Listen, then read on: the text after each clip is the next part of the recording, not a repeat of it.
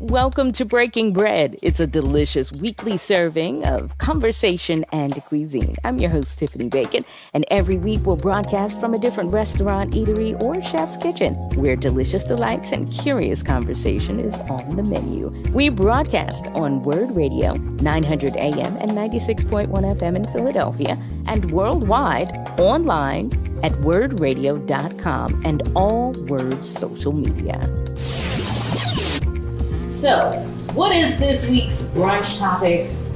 Living the vegan lifestyle or plant-based lifestyle. Now, hold on. If you're not vegan, this is still a good conversation for you. I promise it will be very interesting. And today we are broadcasting from a business that specializes in plant-based cuisine. So perhaps you might be inspired to visit our featured restaurant and break bread with your friends and family sometime in the near future. If you're able, grab a beverage and a snack and meet us over here at the table. So today we are breaking bread at Nourish, located at 177 West Girard Avenue in the Fishtown section, Philadelphia. And my brunch buddies today are Sarah Scandone, who is the owner of Nourish, and the world-renowned director, choreographer, and artist, Jeffrey Page. Welcome, y'all. Hey, Tiffany.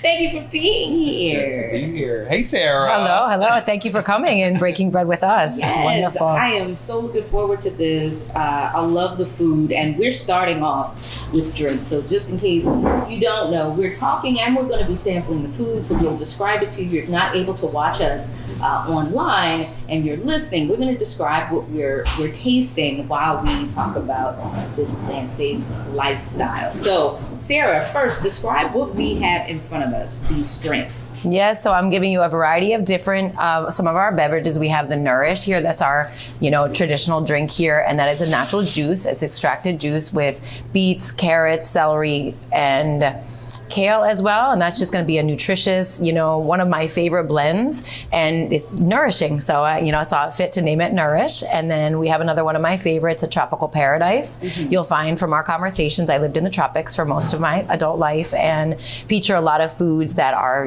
tropical. So this is a blend of mango, pineapple, banana, moringa to give you energy and a boost, and chia seeds. And just overall, everything's going to be beneficial for health as well, but it tastes absolutely amazing too. And this is the Chaga latte, which is one of my favorites here. I use a lot of mushrooms here because they're very beneficial for your health, but also just absolutely amazing. They make you feel great, give you a lot of energy, and this is my version of a natural latte.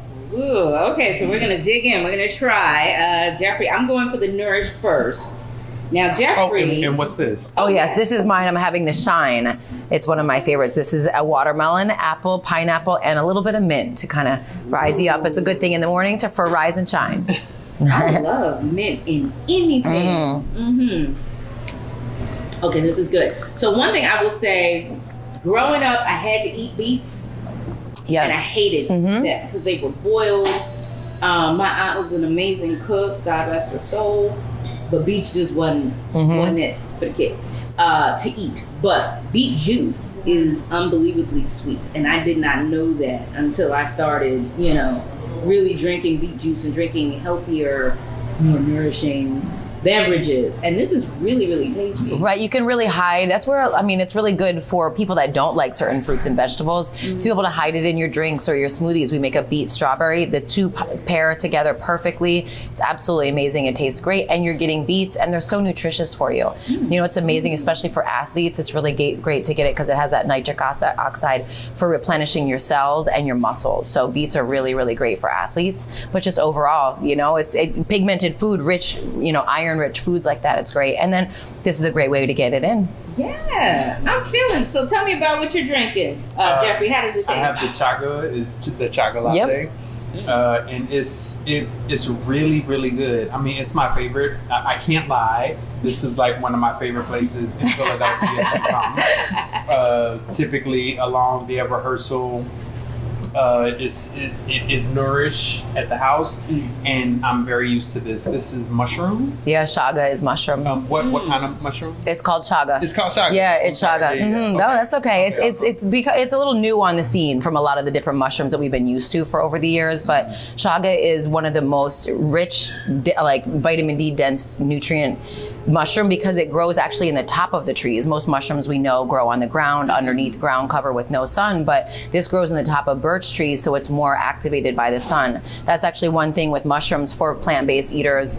It's really important to get vitamin D. Actually, everybody, it's important for vitamin D, and for vegans, mushrooms are one of the best source. And if you sun them, it actually enhances the vitamin D content. So chaga it actually activates your melanin, they say, because it's like a black mushroom. It's like a very dark brown mushroom, hence why it gives it that brown color too. Okay. But it gives you a lot of great energy as well too. And it doesn't taste like what you would think, like a mushroom. So yeah, please explain that for those who are not plant-based life, and I know the crew here, they are meat eaters, and there's no shade either way. But there's for those who don't usually eat plant-based foods, there's like the you hear mushroom and you're like, I'm backing up. My stuff tastes like a plate of salad. Yeah, So- no, it doesn't. It doesn't taste like what you would think a mushroom smoothie would taste like at all. It tastes really, really good. It's I would say bananas. I taste bananas. Oh, I'm not good at this. I taste bananas. I taste some kind of nut. I don't know if it's cashew. Nope, there's no nut in there. There's no nut. Nope. It's a little bit of coconut, maybe, which gives it that creaminess. So why I named it the latte, because it gives a little bit of a creamy, and it has cinnamon. So maybe the blend of that together can kind of taste kind of like the nutty flavor. And I don't taste the mushroom taste. No, not at all. You won't taste it because it's just a powder. Most of the supplements now that you're getting mushrooms in, because they have mushroom coffee, we do a variety of different mushroom things, and you can't taste it because it's just a powder. That's just adding a supplement or a nutrient to your food. So it's just supplemental and it's in powder form, kind of like you taking a pill of it, but instead we're just shaking the powder in there. And it's just, the flavor is masked by the banana and the cinnamon and the agave that we use to sweeten it as well. It's really good. It's my favorite. Yeah, that's actually my favorite smoothie as well. Between the chaga and the beets, the Nourish, these are my two favorites. I love it. So let's both give this a taste. So I'm gonna let you taste. So how we gonna do this, Tiffany? Do you want me to get another straw? Don't worry about it. I'll let you try it, and you tell me what this is. So if you're just tuning in, you're listening to Breaking Bread here on WURD, Progressive Black Talk Media, and we are here at Nourish in Fishtown, in the Fishtown section of Philadelphia. And we are trying various drinks right now. I'm here with my special guest, the owner of Nourish, Sarah, and my very special guest, Jeffrey, who is a world-renowned director, choreographer, and whatnot. What is that you're drinking? This took me to the islands. This took me to Jamaica. He said, let me have another sip and let me go to Trinidad. Let me go over to Grenada. Exactly, right? Yeah. I'm tasting pineapple. Yep. I'm tasting coconut. I'm tasting, is there a mango or anything in it? Yeah.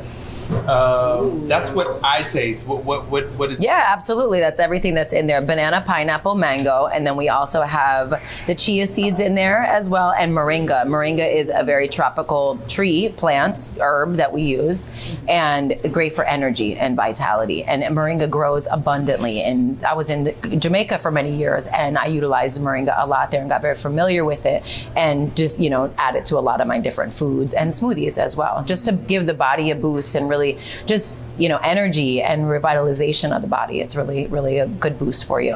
Okay. One of our colleagues at WRD, Miss Sandra, talks about moringa all the time. She has been telling me about moringa tea this, moringa tea that. So this is my first time really encountering moringa. So we're here with these beautiful drinks. Our topic for brunch today is the vegan lifestyle. So for those that don't know, a person who engages in a vegan lifestyle basically doesn't eat any food derived from animals, typically doesn't use animal products either. So talk about this plant-based lifestyle and why people should try it. So I'll start with you, Jeffrey, because I know you eat very clean. Like Jeffrey and I go way, way, way, way back, and I have been in the room with Jeffrey eating, and he's a very clean eater. So tell folks about why you eat clean and why they should try a plant-based lifestyle if they're curious. So I am going to defer to Sarah, but I'll tell you my personal thoughts. I believe in this idea of love, this idea that food is energy, food is medicine, but most importantly, food is love. So I have tended to kind of stay away from food that is not made or built or developed with intention and love behind it. I don't want to put stuff in my body that doesn't include love.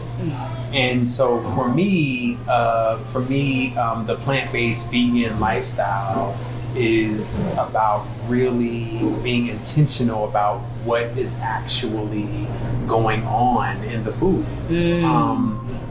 For me, it's when I get up from the table and go about my life, I start to think about what's in my body, what did I sit down and eat? And typically the things that I eat make me feel amazing. If I eat something and it makes me sluggish, if I eat something and it makes me sleepy, if I eat something and it hurts me, then it's telling me that it's a medicine or a sustenance that I probably should not be eating. And so that's for me, and I don't judge people based on what they eat. For me, it's it's intention. For instance, if you invited me to your house and you said, Jeffrey, I have this really old recipe that my great grandmother gave to me, and I want to make it for you. Chances are, no matter what it is, I'm going to eat it because there's a spirit of love inside of it, and there's a spirit of legacy inside of it. As a default, if you said to me, Jeffrey, I got some, frozen broccoli and some steaks in the freezer. You want to eat it? I'm probably gonna say, nah. I think I'm gonna have some water. Okay. So that's my idea around it. But I would love to hear what you think. Absolutely, and that's nice. That's probably what brought you to Nourish too, because we put a lot of love in the food for sure. As we're about to speak about, we have some food joining us on the table. But I definitely want to hear what you want to say, and then we're going to... and then we can talk about some of the different foods coming out for sure. Plant-based and vegan. I'm actually realizing lately, like you say, vegans, I'm both, but I'm realizing that there is a difference, that a lot of people that are vegan, again, don't eat any animal products. We don't utilize any animal, clothing, anything like that. We don't eat or wear leather and are just more conscious about that. But what I'm learning more about it, after being vegan for 25 years, that vegan is more of a term used for people that are doing it primarily for animals. And that plant-based lifestyle is more for people that are doing it for a health conscious lifestyle. And to me, I thought it was all one package, that I've been vegan for so long, and it was all of these things, the level of consciousness about making a decision about what you're putting in your body, how we're impacting the planet, the suffering that other beings go through to, for us to simply have food, So to me, a plant-based lifestyle is only natural, because it's just, I'm a Rastafarian. And we want to keep our body clean and our temple, pure. So eating natural, healthy, food from the earth, food that's going to replenish and nourish us, is the best. And I'm primarily a raw foodist. So I, again, eat live food, eat food that's going to give me life, and food that is surrounded with love and with the caring of growing fruits and vegetables and the love that's put in that. And then, again, with the other side of it, again, I don't judge either, but the other side of that, being aware of, with the mass consumption of animal products in our society now, the love has come out of that side too. Maybe before, back in the day when our grandparents were eating, we were getting from local farms, from, you know, people that are raising animals, and now it's farm raised, or it's farm food, and it's just mass production of animals and putting way too much hormones in them, and just, you know, growing for the consumption, the overconsumption that Americans and around the world really have with animal products. So meat and animals products have really changed, you know, so it's a detriment to your health as well, I think, but also the environment. There's so many elements of why we should be plant-based, you know, or why it's beneficial to be plant-based. And even if it's not fully plant-based, just being aware of eating a healthier lifestyle, not only just for your own health, and, you know, that's something that's becoming very popular. I work with people with a variety of different ailments as well. And unfortunately, I get people once they're sick, they come in and they're like, oh, my doctor has told me I can't eat this anymore because I have diabetes and high blood pressure and you know, cancer and all these different ailments of the body. And it's really amazing that a lot of this is rooted in the food that we're eating, you know? So if we simply just change the diet a little bit, because again, we all grew up on that. I grew up on that. You know, I grew up on a regular standard American diet. Thankfully, I grew up with my parents growing food and being conscious and cooking and baking our own food, which most of us have because we're older and we had that traditional household where you're eating and you're gathering together and your parents are cooking, you know, which is wonderful, but society has changed. And food has really changed now, so it's great to be right. It really is, and it's great to eat real food, you know, because and I want to dig into right. For those listening on the radio, we have been served our first course. For those who are watching online, take a look at this beautiful. I mean, it looks fresh. It looks delicious. Sarah, please tell us what's on the plate, and then Jeffrey and I are about to dig in. Oh my God. yes. So we brought a variety of our different appetizers out, so we could start with, and we have a Jamaican patty. So this is a curry jackfruit Jamaican patty, and something traditional and very common for me. Again, living in the Caribbean and tropics for so long, it's such a popular thing and really great to bring to the community as well. So I want to share. This is a curry jackfruit. So of course, the jackfruit is a traditional Caribbean item, and just putting it in a patty. We actually order this from a company. We don't make all these in-house because I do order it from a traditional Jamaican man who has a full plant-based right? That's one of our most popular things right now. My God, today. Listen, Linda, you're not listening. This is good. Listen, Linda, you're not listening. This is good. Yeah, a lot of people, especially people that go plant-based, they haven't had patties in a long time, and they're like, oh, we're really missing that. So yes. Yeah, it's a real nice, the curry jackfruit. We also carry a lentil chickpea and a vegan beef as well. He makes a variety of amazing patties, so I'm really happy to support other local businesses as well with the, you know, going down the plant-based route too. So listen, I'm newly vegan. I just literally woke up one morning and decided I cannot eat any more meat. I just felt horrible all the time around Christmas 2023. I had a lot of digestive issues. I couldn't just like really keep my food in, and what was in was like in, and I felt sluggish, horrible, awful sleep patterns and everything. And so I woke up January 22nd and was like, I can't do it, and have literally had no meat, no animal products since. How's it working out? Yeah, how's that feel for you? I feel great. Like I feel much better than I had. In fact, I had some butter. I had a dish a few months ago that was cooked in butter, and I thought, well, maybe if I eat it around it, it'll be okay. No, man, I got so sick. So my body just completely rejects all dairy. And I have not, like, I've been hearing about jackfruit, but only recently. I had no idea what it was. I've seen, like, you know, influencers on social media talking about jackfruit. I see it in a can. I see it in its raw form, and I'm like, what do you do?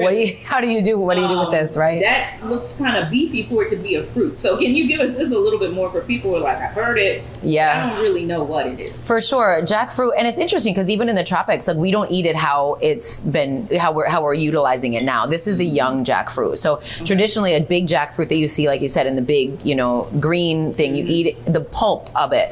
There's bulbs in there, and you have to, once it's ripe, you get that, and it's a sweet, delicious fruit.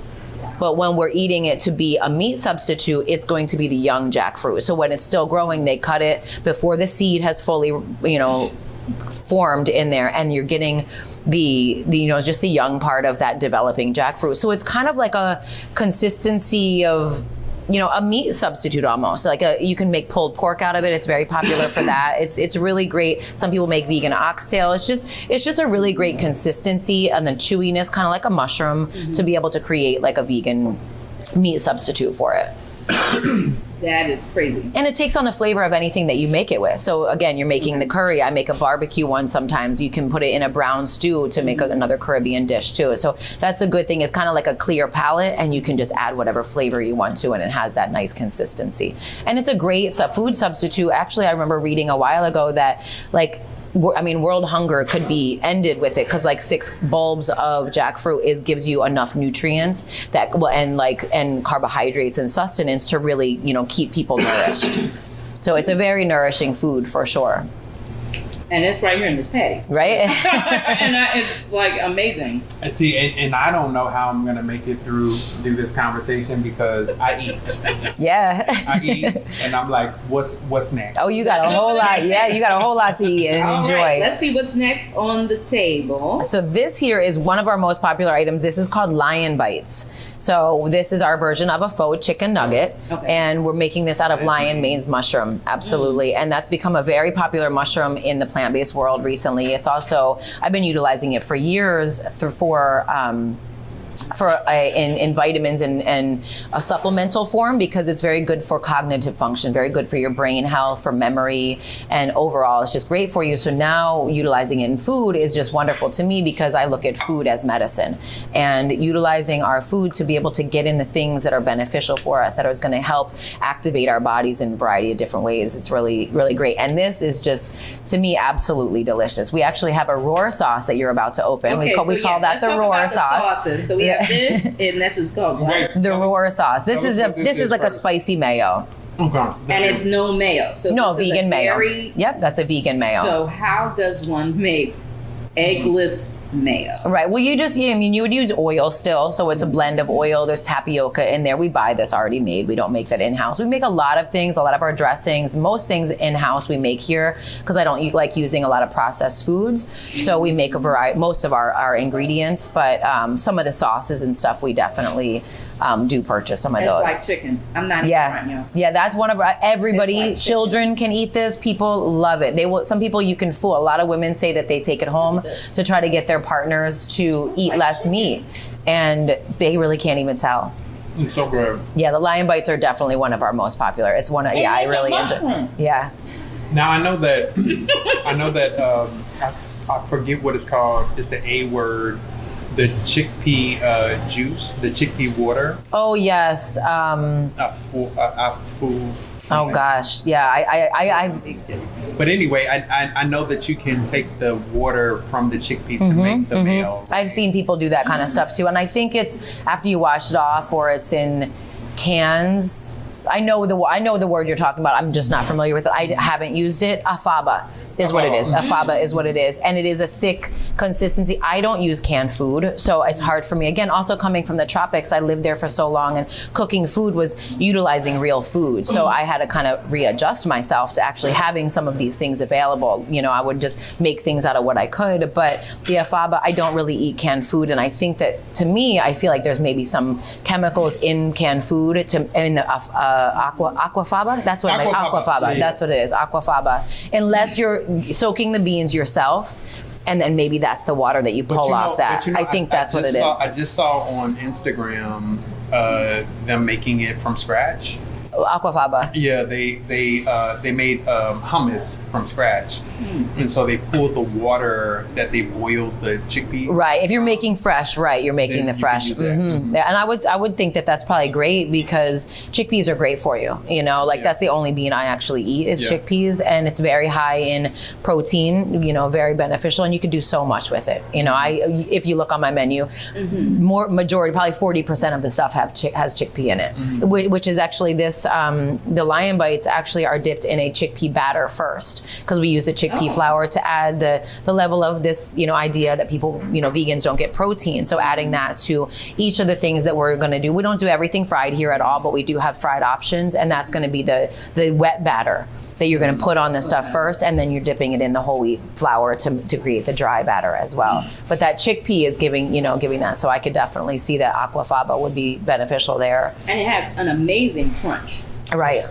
Like the crunchiest fried chicken you've ever had. It's like that kind of crunch. Oh yeah, we got some fried chicken for you to try. That's coming out soon too. Let me pass over a few more for you over here. Please. I really would like our How am I gonna make it through this? Yeah, right. I want our production team behind the cameras to try this. I would love for them to do that as well, because they will. Because they, Come on, take some of this. Please, you'll be surprised. You're here. You might as well try something new. And this. Wait, dip it. You gotta dip it. Yeah, dip it in the sauce. Dip it. Dip it good. See, this is the beautiful thing. Come on, Troy. So we have Troy and Nicholas working behind the scenes. Want to give them an opportunity to try. Wait, Tiffany, and Troy. The way Troy's face is looking. He's almost a little confused. He's like, you want some barbecue? Troy's looking like, I do not want to die today. Mm-hmm. Right. It's good, ain't it? It's good. It's not terrible. See, Troy's giving the thumbs up. Nicholas is doing a head nod. It's not terrible. Thumbs up from Troy. And so that's the thing. For folks who grew up eating meat, animal products in food, the thought of just eating vegetables is you think salad, yeah. You think bland, or you think, I don't want that, or you think it's not going to fill me up.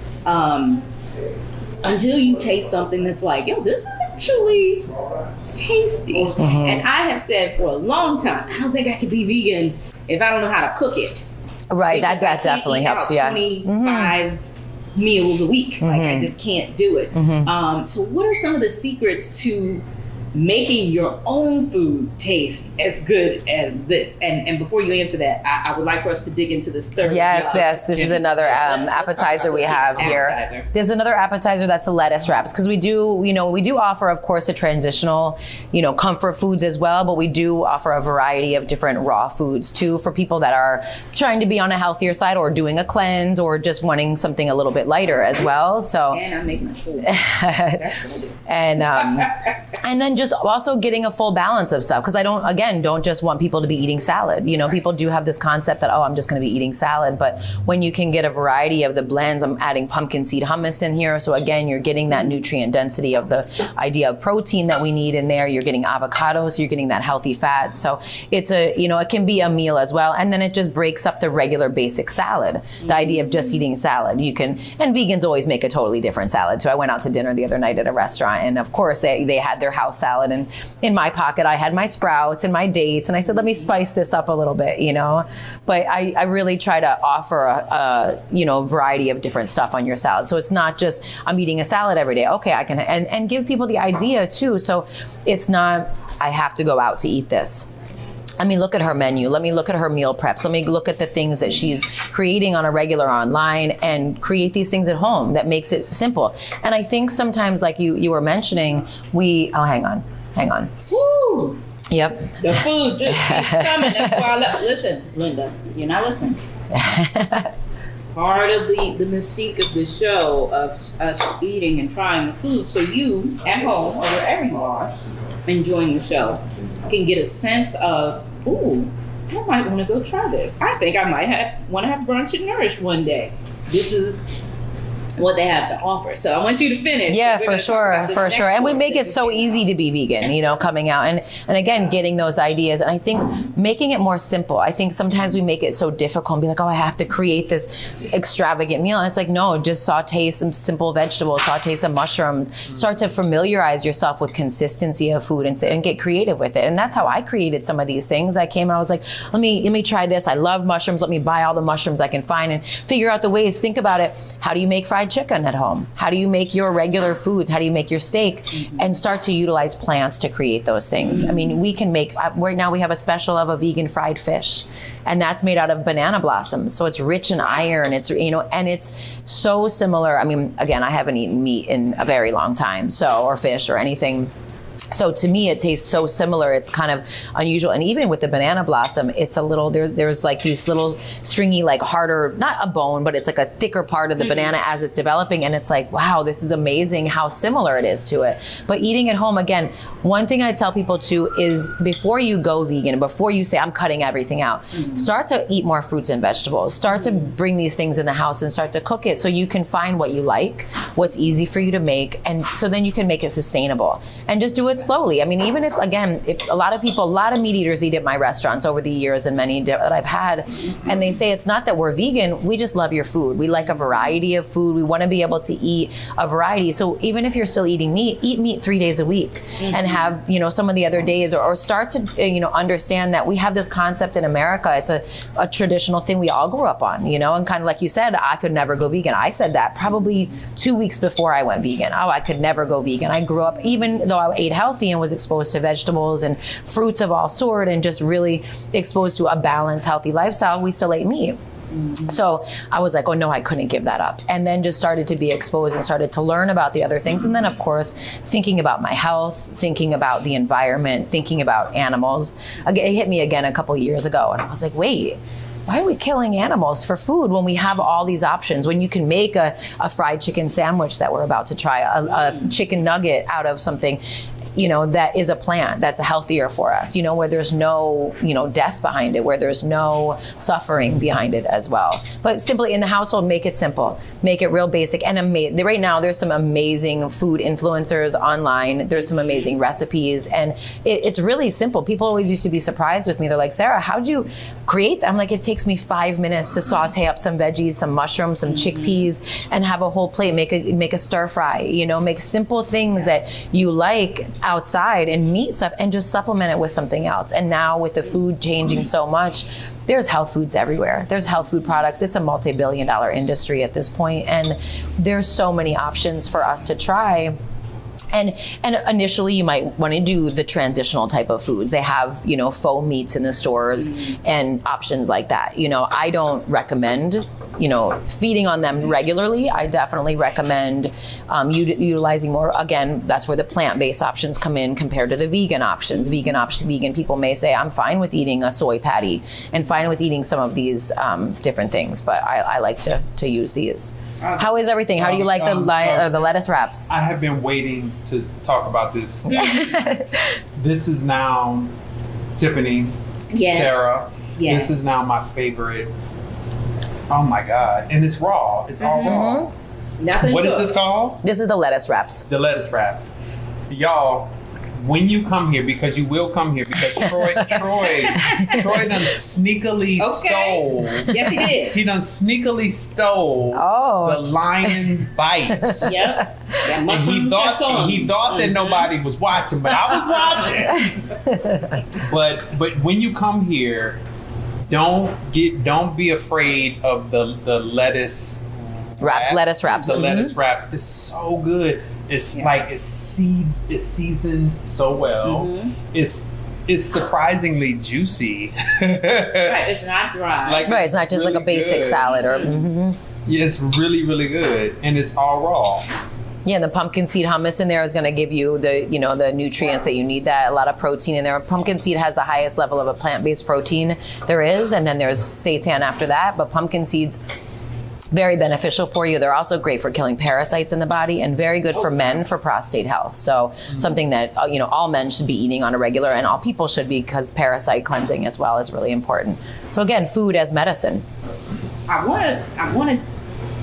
don't really want to talk about parasites because we're eating, but I would like to back up. When you mentioned seitan, what is that? I've always seen it. I've seen it in the store, in the package, And I'm like, I know people make this, but I don't know what this is or really how to cook it. So seitan is wheat. Basically, it's wheat flour, and they go through a process of washing off all the starch off of it and just holding on to the protein. It's a whole process. They have to soak it and blend it. I don't know the full process. I don't make my own seitan. I do buy the one that you see in the store, Michael's Savory Seitan. I do buy that one. Okay.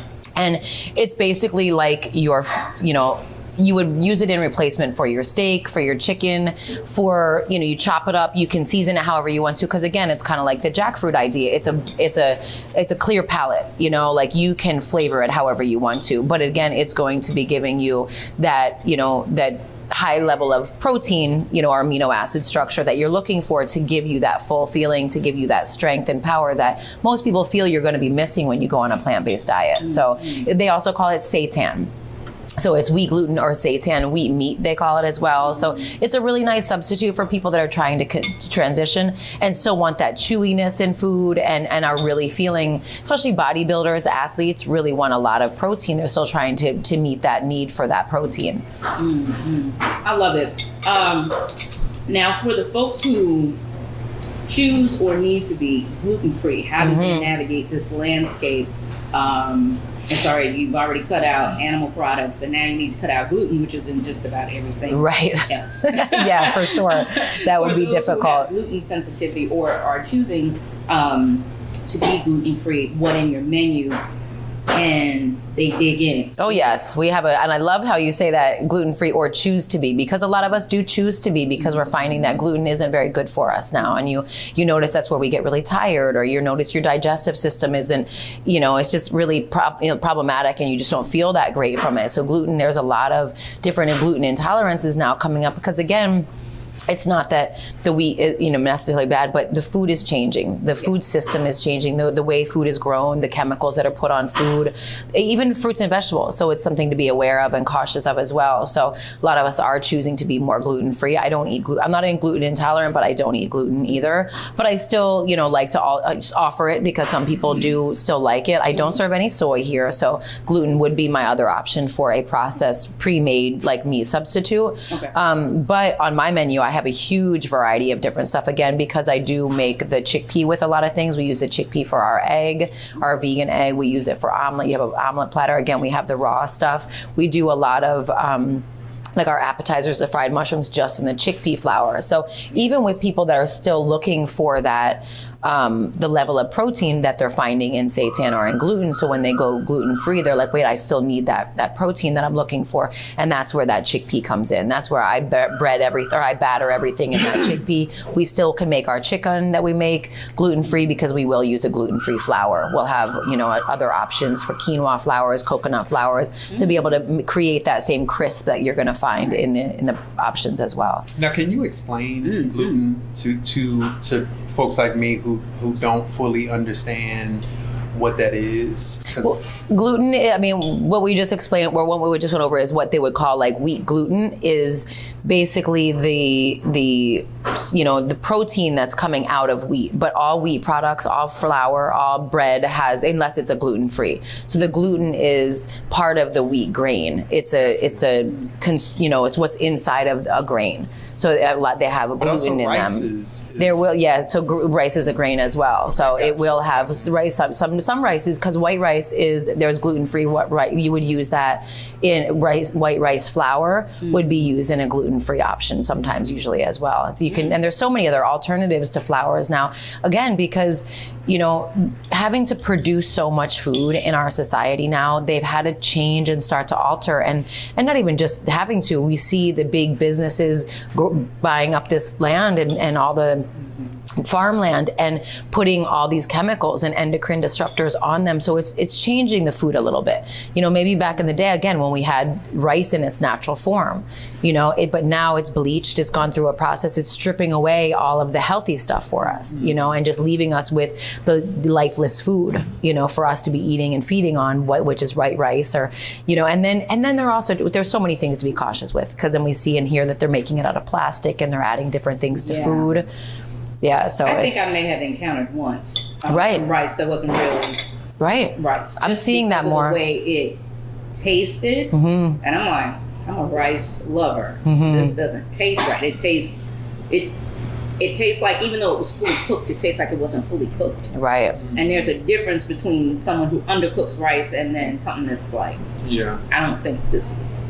Yeah, it's really scary because it's like we're, trying to trust the people that we're sourcing our foods from, but the food system is just changing so much. I watch a lot of documentaries and it's kind of scary to see what's happening. And that's also why, like, allergens, peanut allergies and different gluten allergies was not a thing. It might have been a thing, but it wasn't in, 7 out of 10 people. It's because the food is changing. They're taking the natural food and altering it, genetically modifying it, really changing the food. So that's something to be really cautious of. And again, creating plastic food. I mean, we see these videos online all the time, and it's like I said that the other day. I said, soon the only thing to do is grow your own food. We all should be growing our own food. Let it be our own spices, something simple in your house. Grow some kale, grow some tomatoes, grow some mint, some basic seasonings that you can use just to get familiar with how we grow food, what it takes to grow food, what the process is, how long it takes, we really need to really tap in. Yeah, how much attention it needs. People, I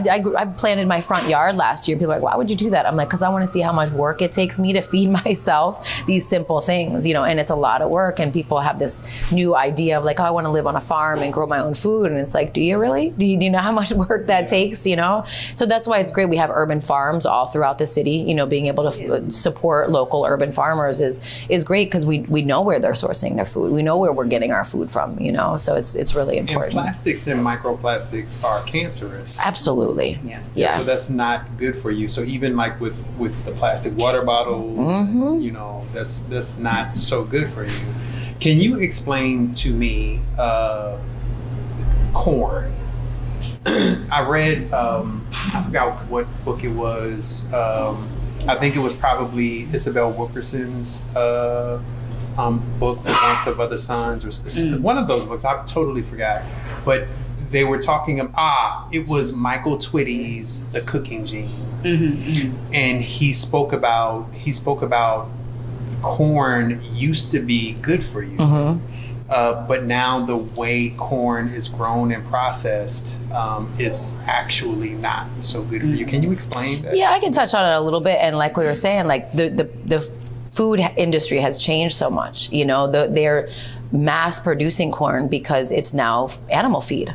They're genetically modifying it. They're spraying tons of chemicals and things on it that are actually affecting our bodies in a negative way, because once you put those pesticides and things all over the food, it's definitely going to affect it and then affect our body's ability to, the endocrine system, our adrenals. Once you have endocrine disruptors in our food and we start to imbalance everything in our body, that's where a lot of mental health issues come from. A lot of emotional imbalances, hormonal imbalances is coming from the food that we're eating because they're genetically modifying it. So corn and soy are the most highly genetically modified foods in America, probably around the world right now too, but in America for sure, because they have to produce so much of it at such a rapid rate to feed the animals that people are consuming. So that's where the shift of corn has come in, and we can't really digest corn either. There's certain, digestive things in corn, and it's an interesting thing for me because I've lived in indigenous cultures as well. I've lived in Belize, and they utilize corn all the time. I travel a lot in the tropics, and definitely in Colombia, they're utilizing it. The way they're processing, the way they're growing it may be different. The people are very strong. They're not obese. They're not overweight. They're eating real food still. So maybe it's a little bit different. So it's hard because there was indigenous cultures that ate corn and beans, which I would say I don't eat at all. And it's not good for our bodies, but it was good for those people. Because again, like you said, back then, corn was a good food for us, and a certain balance, the two together. But I think with the food system and the way that we're growing food, that changing is why things are becoming so unhealthy for us too. I've started to ferment myself, and it's quite a journey. I'm learning about ginger bugs. Okay. And so I just made my own ginger bug, which is, you will explain more about that. But I made my own ginger bug, came back because I had to leave town for work for like 2 weeks, came back and it was totally molded and I had to throw it out. And now I'm creating a new one. one thing that I've learned in watching all of the YouTube videos that I watched is all of these drinks, like the sodas and all of that stuff, it was medicine. Like when soda was created, it was actually medicine. Wow. Like kombucha, you mean? Like it was Coca-Cola, like that was medicine. Okay. It was created as medicine. And then what they would do is they would put the ginger bug inside of the medicine in order for it to activate, for it to taste better, so on and so. And then it just started tasting really good. And then companies started creating like stuff that was not actually the thing. And so I'm like creating like my own ginger beers right now. I hope it's doing well. So wait, real quick, because we have a course we haven't touched and another course on the way. Oh out. gosh. So we have more food. Oh, so Lord. let's talk. Oh yeah, we got a whole lot more food. My God. This food right here, right? We're sampling right here. Please tell us about these samples. We do serve breakfast all day here. So this is our vegan egg sandwich, and that again is the chickpea flour that we've created into the vegan egg. Cut a piece. Yeah, you might want to cut. I can't eat a whole half right now. Right, as you see, we do serve large portions here. Handle all of your business. And what is this on a bun over here? This is definitely what we are very famous for here is the fried chicken sandwich. This is the anaki mushroom that we make into the fried chicken. And I grew up eating amazing sandwiches with my father. So he taught me to layer your sandwich and put all the vegetables on there and just make it an amazing sandwich. So we have the vegan mayo, and we also make something called divine dressing here. That's our in-house salad dressing that's on there as topping. Lettuce. Oh my goodness. Tomatoes, pickles, cucumbers, and onions to top it. So it just is an overall balanced sandwich and served on a potato bun. So I would like our folks. That would be try wonderful. Our, Please. Again, you will be very surprised with it. It's pretty much what you just had. You can just take one bite. It's okay. I can slice it in half. Give it a try. So this is. Come on, Troy. Come on. Wow. Now. This is. And if you don't like it, it's okay. You're just taking one bite.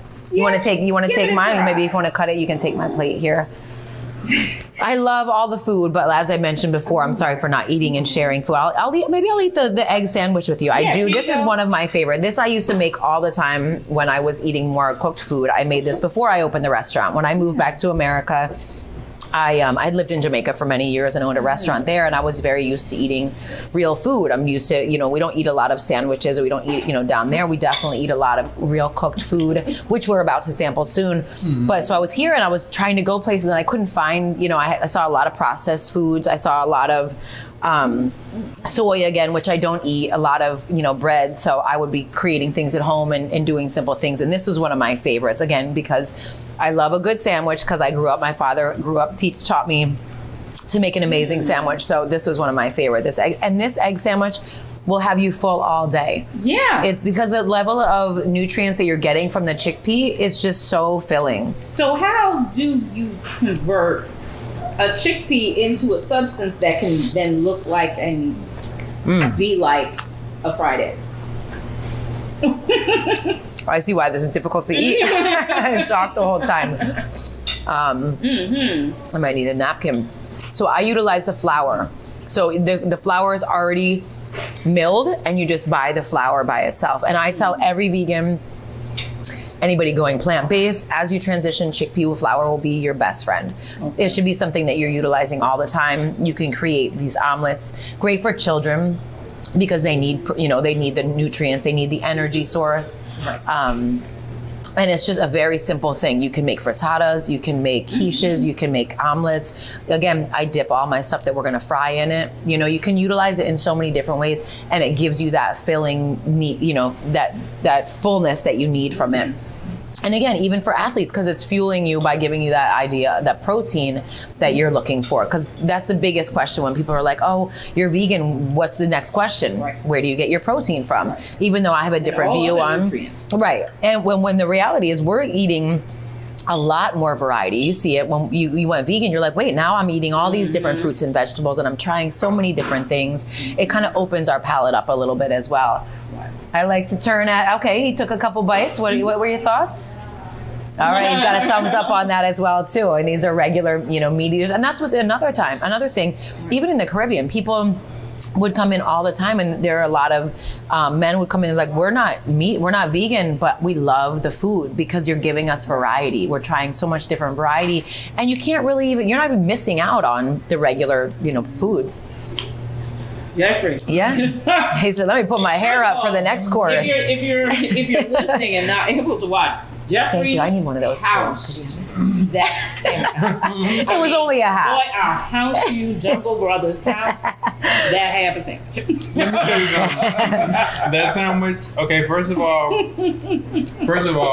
Sarah, I hope you don't take offense to this, but it doesn't taste like an egg sandwich. It just tastes delicious. Like it doesn't taste like I when I eat it, it's not like, oh, egg sandwich. So I would say don't come thinking that you're gonna eat an egg sandwich. But it's just delicious. It's like really delicious. It's like better than what I would consider an egg sandwich. Oh right, it's not like an egg salad. Regular No. egg sandwich. Yeah. Was never this well seasoned. Yeah. Again, that layering of vegetables and adding certain things, it enhances food. When you put certain foods together, it really brings out different flavors, And now, I was not planning on finishing it. It's all the way gone. boy, our house. Okay, I'm Listen, very Linda. familiar with this. I'm very familiar with this. So on the table now should we get would some be serving, like some dinner. serving spoons or something? Oh yeah, can you bring us some over some silverware, please? Or some serving spoons to be able to get it off the plate. This is real brunch, y'all. I call it a brunch show because we're having real brunch here. Please explain. Now this just looks pretty. Oh, it tastes amazing too. This is definitely, again, what we're most famous for is our fried chicken. We have had a lot of people come in and just because of the uniqueness of it, because of the consistency, the look of it, all these things. This is our vegan fried chicken platter, our traditional soul food platter here. And that is our anaki fried chicken, our vegan mac and cheese, and sauteed kale. Here is one of my favorite dishes. Again, this is called the Divine Dish, and we do a variety. There's many options on the Divine Dish. These are just 3 of my favorite, and you can mix and match all the different ones to create a platter, basically like a soul food platter or just a dinner platter. A variety of just fresh, natural. Here's some here, fresh, natural foods, and this is something I did create in the Caribbean because living there. I wanted to get creative with a variety of different, you want another plate, maybe you can take one of these. The variety of different foods and just the amazing flavors and richness of the cultural foods that are created there was amazing. So of course they do vegan oxtail and everyone loves oxtail, or they do oxtail. Everybody loves oxtail. So I decided to create a vegan oxtail. I've never had regular oxtail because again, I've been vegan for so long that I wasn't exposed to that food then, but this is my version of a vegan oxtail. And then I created this dish. It's one of our most popular. This is the coconut curry plantain. And this is a blend of, we cook down a variety of different vegetables, onions, peppers, carrots, chayote, and plantain. So it's a slightly ripe plantain. It's kind of like a meat substitute. It's utilizing that for the consistency of it. It's not quite green plantain anymore, so it's not, flavorless. It's slightly ripe, so it has that little bit of sweetness to it. So putting a coconut curry with it is just a perfect, balance of everything there. So this is definitely one of the most popular. And then a quinoa, I choose to use a quinoa. I really like offering quinoa as a grain instead of rices because I want people to get the idea of moving away from rice because rice is starch. It's not very great for us. It's definitely, people with arthritis, as we age, we just shouldn't be eating as much rice, especially white rice. And I know that's a hard thing to kind of transition also off of. We do serve black rice here as well. So black rice is another great alternative to that. But no, you can leave mine. Thank you. No, you're perfect. So it's just a great source. And again, getting that high level of protein. I was asking a bodybuilder one time what to do about trying to get higher levels of protein to get more results with the food. And they said, add quinoa to everything. We put it in smoothies. You can just add it to so many things to get that fuel that you need for energy, And that the vegan oxtail is made out of, again, a king oyster mushroom. So we're utilizing that mushroom again for that meat, the meat substitute. And that is definitely one of our most popular. This is just amazing. Jeffrey is in full heaven. Let me tell you right something. now. Imagine me in tech rehearsal, a 12-hour tech rehearsal, And the only thing that's And I've on been my there with mind, yeah, you've been there with me. The only thing that's on my mind is creating good art and where is my Nourish. Yeah. And I'm telling the stage manager and everybody, like, yo, there's gonna be a knock on the door very soon. It's my food.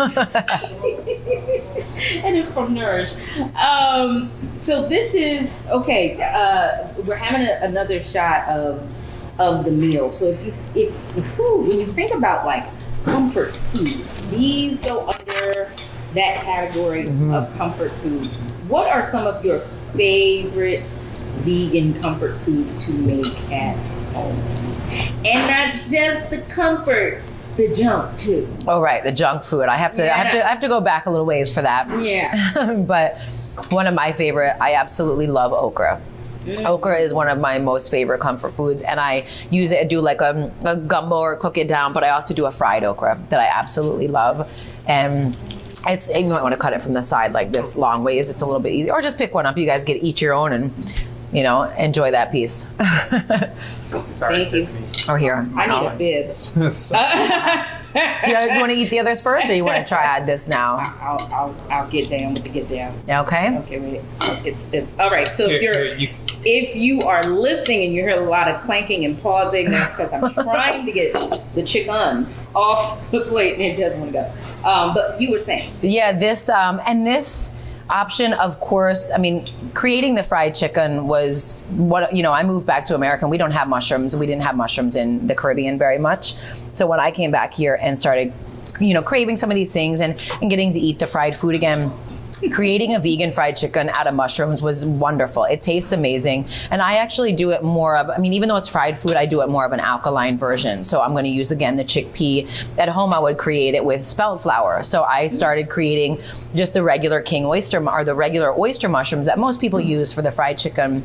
And I had in the house, I had the enoki with us, and I was like, oh, let me get creative with this. And I started to just batter it and then fry it like that. And I said, wait a minute, this is exactly like a piece of chicken. I mean, what I remember it to be, because again, Again, I haven't eaten meat in over 25 years. So to me, it tastes, you know, most people say it definitely tastes pretty similar and they can't even notice the difference if it's in the sandwich. If, you know, some people are like, wow, they wouldn't even know if they weren't told. And I'm so sorry to cut you off, but believe it or not, we're down to the last like minute and a half. Oh, okay. Well, I'm so glad you guys enjoyed so much. Like, yeah, we're wrapping up towards the end and we're eating this amazing food. Jeffrey, please just share with the audience before we go, like, what is your experience eating today? Just share that with the folks who may never have heard of Nourish, who not really into the plant-based lifestyle, but we had 2 meat eaters try the food and they gave the thumbs up today. Just share your experience with our meal this afternoon. There's a lot of love inside of this food. There's a depth of seasoning and flavor, and the food keeps blossoming in your taste buds. I can tell that Sarah has a love affair with food in a sense, and I could also tell that there's a certain medicinal quality to how she goes about doing her work. You know, and meeting Sarah like officially right now, I'm just in love with you, and I'm in love with this, and this is, please come. And so there should be a line out the door for this space. And there is sometimes, so don't worry if you see it. Really quick, before we get to you and final words, we have dessert on the table. My God, today. Just for you to enjoy some of this sweetness as well. You got to always add a little bit of the sweetness. This is a gluten-free, sugar-free chocolate muffin. And this is absolutely delicious. So for the people that are looking for gluten-free as well, this is definitely, he says, let me try a little bit of that. And then we are definitely one of our most famous, and something I grew up eating. My mother always had carrot cake. So I wanted to veganize this and make a carrot cake for in here. And this is one of our most popular. It looks moist too. It looks delicious. Yes. We got to run out of here. Final thoughts. Why should people spend their next brunch here at Nourish, Sarah? To come and get this nourishment, to see how amazing it can feel to eat live, healthy, delicious food and, you know, make an impact with the choices that we have, what we put in our bodies, what we have on our plate, and the difference it can make in our lives. With that said, thank you, Sarah, owner of Nourish. Thank you, Jeffrey Page, artist, choreographer, and director. Thank you to my crew, Troy Wilmore and to Nicholas Steptoe. Thank you so much. Please make sure you follow us on social media. Go to Onward on all social media outlets. We thank you for joining us. Have a peaceful, positive, and productive remainder of your day, and we'll see you next time.